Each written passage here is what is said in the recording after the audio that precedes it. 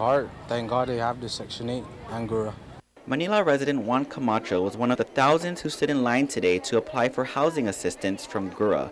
He says the wait is worth it so that he may move out of his current living situation with other family members and make a home with his girlfriend and son.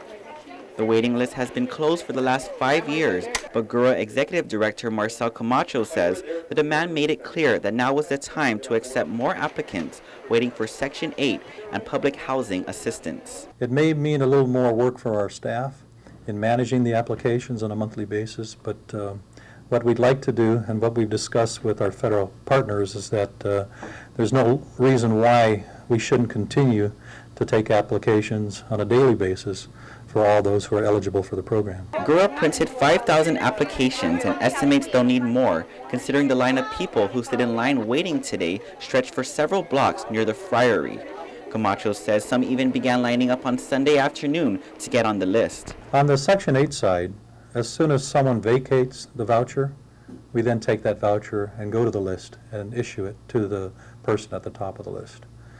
On the public housing side, someone vacates one of our units, we then would look for someone to place into that unit based on their preference for location and their priority queue. There are more than 3,000 families under housing assistance, and Camacho says it's evident that the throngs of people today that many more need it. The opening of the waitlist is in line with the governor's initiative to provide more affordable housing for residents. Although Tamuning resident Ruth Ellamore only dropped her daughter to apply for Section 8, she shared Camacho's sentiment of not depending on public housing for the rest of their lives. The way I look at some people, they didn't do work. That's why they want to stay in $25 a month a house, like Section 8.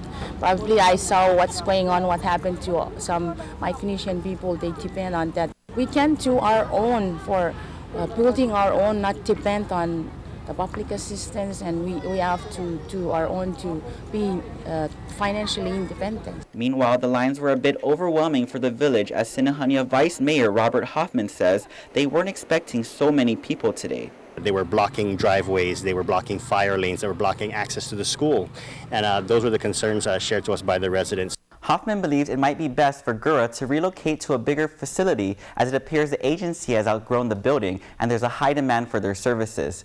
Meanwhile, for those who didn't make it to GURA today, applications are also being accepted online. Interested families who wish to apply must include legible copies of birth certificates for each household member, social security cards for each household member, and a picture identification cards for all adult household members 18 years of age or older.